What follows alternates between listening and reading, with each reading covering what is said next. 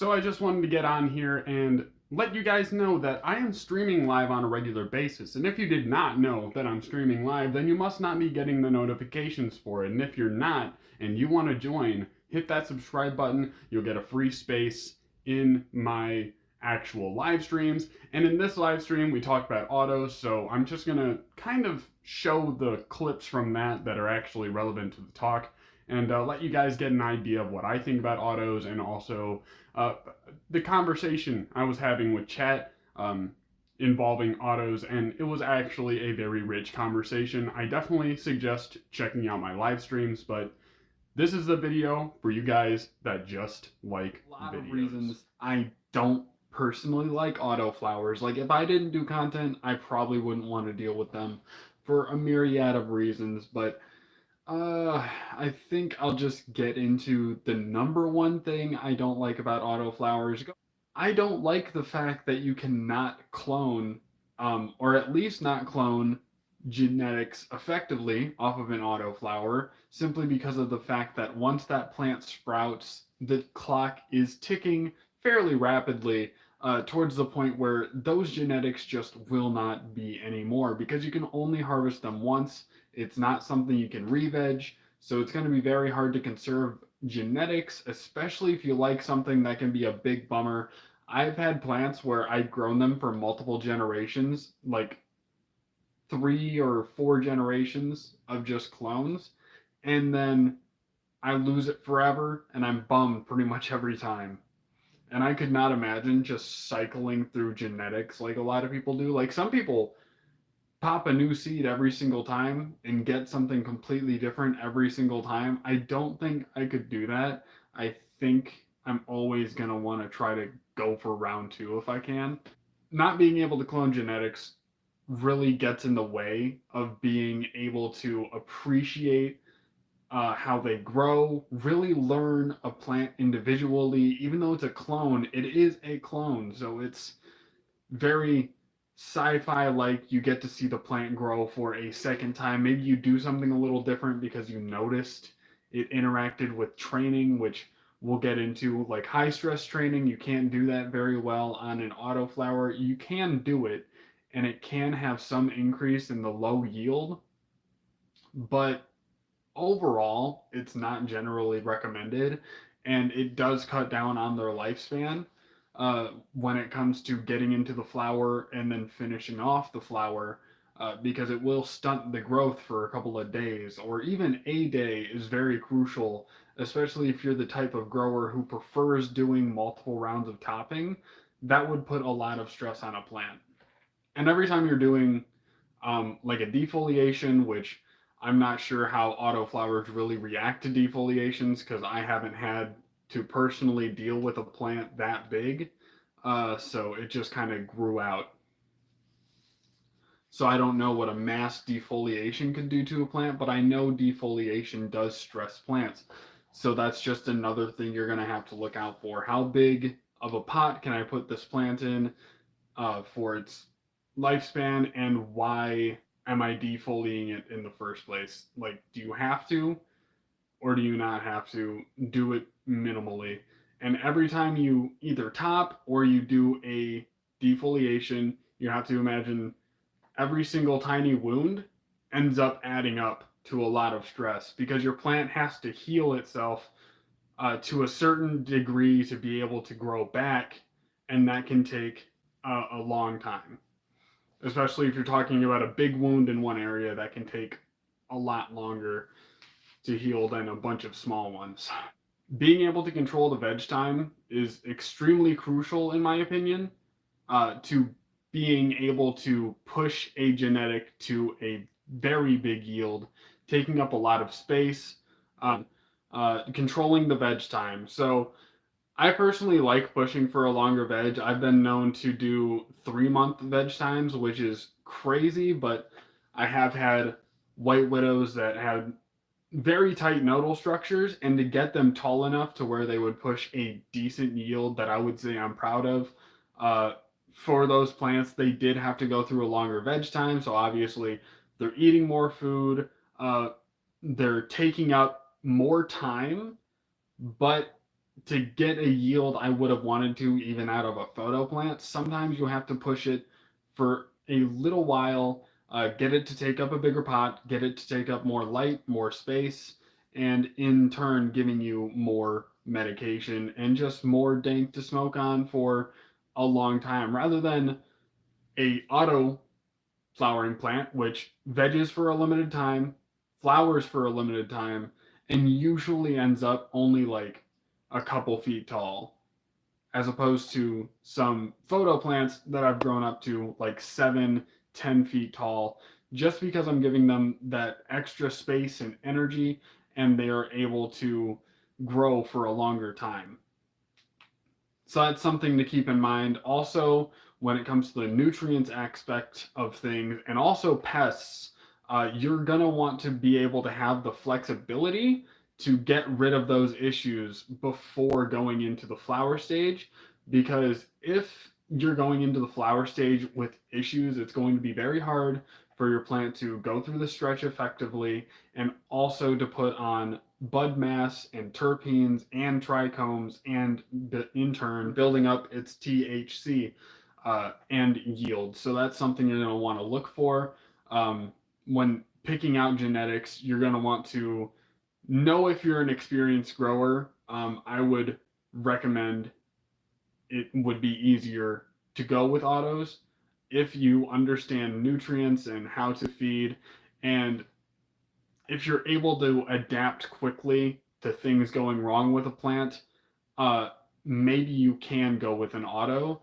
But for the inexperienced grower, someone who's trying for the first time, or someone who wants to be able to conserve genetics and control the veg time and basically turn a plant into what you want it to be and have it be completely customizable in a sense, given the genetics are going to give you extreme limitations in that. Beginners, I thought in the beginning, before I got into growing and learning about genetics and how the plant actually grew, or even before I put a seed in the ground, about a year before I put in a seed in the ground, sorry, I thought it would be way easier to go with autos simply because we didn't have to change the light and we could keep it on for the same time as the 18-6 cycle, because I didn't understand that the only real difference between a flowering plant and a vegging plant is the light time. And then when I first learned about re-vegging, it blew my mind. And that's one of the things, or that's actually a list of things that turned me on to switching to the photo plant. It just seemed a lot more forgiving. It seemed a lot simpler. And it's overall just more natural in a sense too, because if you're mimicking the actual sun, it's a lot less forced in a way, but I don't know where I'm going with that. I don't really know what I mean by that, so we're just gonna move on. One thing I hate about autos that I'm pretty sure has only happened to me is when you order seeds from a seed bank and you expect all photo period plants, but there's one auto in there that you then either have to cull or you just have to grow it out like I did. And for me, it was a lemon kush that pretty much grew to about the size of a soda can in height and girth. So it put out large buds, but it was also a lemon kush, so they're prone to do that. So that's something that could have been expected. Um, if I would have known it was an auto, I definitely would have put it in a 7-gallon pot and saw what it could do and use it as an experiment. But unfortunately, it was mixed in with those photo period plants that I grew up to like 6 foot tall. They were a little bit taller than me, actually, maybe 6.5 feet. They were extremely tall, and you can actually look back on my channel. Those videos are still up of those giant lemon kush plants. Feel like autos can make you a better grower? I mean, that's technically true. I could see that argument because growing a lot of different genetics rather than focusing on just one can have its strengths when it comes to practicing with genetics. But at the same time, on the other side of that coin, if you can dial in a plant and learn how to give it proper nutrition and focus on one, no time for mistakes. Yeah, that's good if you work under pressure. Like if you work under pressure well, an auto can certainly put in the time because you could like put on a calendar an X for the estimated days or gap of days that you are going to harvest that plant. You need to be on point with all your actions. Yeah, yeah, man. Once you put on that pressure and you have to be extremely calculated, that can make some people a better grower, but I could see how that would make some people want to give up also. Because working under that kind of time constraint is extremely frustrating for some people. And if you're a beginner, it probably, again, won't be a great introduction to the world of cannabis. But if you are further along in your journey and you're like, I think I'm getting really good at this, I want to experiment with genetics quickly, I want to get through as many as I can, and if I don't like them, I want it to be easy to give away because there won't be very much, then I would go with autos to kind of perfect the craft and say you've done 100 genetics, but at the same time, you could also just try limiting yourself on photo periods because you could just go through after doing autos. Photos are kind of annoying that you may just have one tent. Yeah, no, that's true too. If you only have one tent and you want to do a residual harvest, that's one of the things that I'm facing right now. Actually, I have 7 plants in that garden. I think that's important drawback to bring up actually. Super relevant. I have 7 plants in that uh, closet right now. It's a 5x2 space. I have no way to separate it into 2 rooms, so I won't be able to take clones. I don't have a second space that I have set up to grow, so I won't be able to take clones. So yeah, that's a serious drawback. Separate it into 2 rooms, so I won't be able to take clones.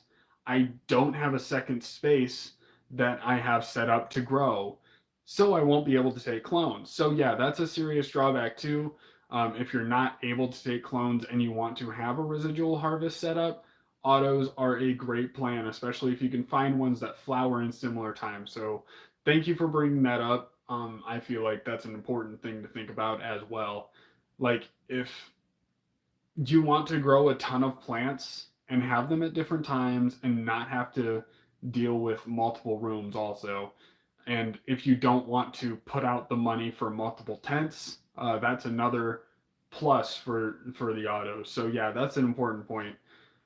That's a good point to bring up because it can be super annoying going through a photo period residual harvest if you clone at the wrong time or if you want to start from seed every time with photos, it can make things, or if you have to start from seed every time with photos, it can make things annoying, kind of a pain in the ass, and kind of boring actually, because a lot of the times you'll run out of weed like I did in between harvests.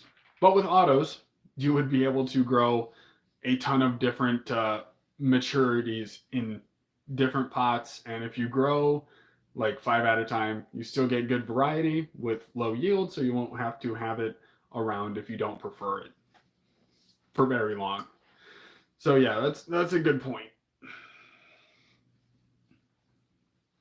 And I actually have thought about growing autos.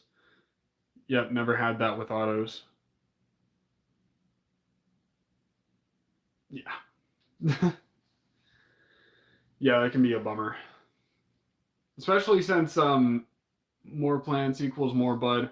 That is also true. Yep. More plants do equal more bud. For the Croptober series, I didn't have very many plants. Now I don't have very many plants. But if I was able to grow 12 at a time, which is the legal recreational amount of plants, if I grew in sets of 3, I could have them theoretically in like multiple different levels of growth and have harvests like every couple of weeks rather than having to have multiple rooms and cycle through them, have to clean them every time instead of like cleaning taking the plants out, cleaning it thoroughly like once every month or something. You plant, and then 3 weeks later you plant here, 3 weeks later you plant here, and then 3 weeks later you plant here, I think would be the last row. Every time you harvest here, you're planting back here again. And then everything else is in between. In one space with autos definitely would be perfectly possible. Pretty much all I would have to do is have a trellis net on half of the tent. And then when the autos start getting to, or maybe I wouldn't even need to do a trellis because autos are actually pretty strong. Does anyone do a trellis with autos, or is that just a photo thing because you can train them? Let them grow the way they want, not no net needed. Yeah, that's good to know, and it does make sense since you're not supposed to do training with them. I'm just set on the idea of wanting to do a trellis, which I guess I could do with a photo inside of the closet if that. So if you liked the video, leave a like, and if you have not subscribed yet, definitely do that. And if you have not joined and became an Express member, I recommend you do that, because if you join and become an Express member, you get exclusive access to content that you otherwise would not be able to see. So hit that join button, $4.99 a month, and get my weekly show as well as other miscellaneous posts and videos that you won't be able to see otherwise. Thank you guys very much for joining me. I will see you next time.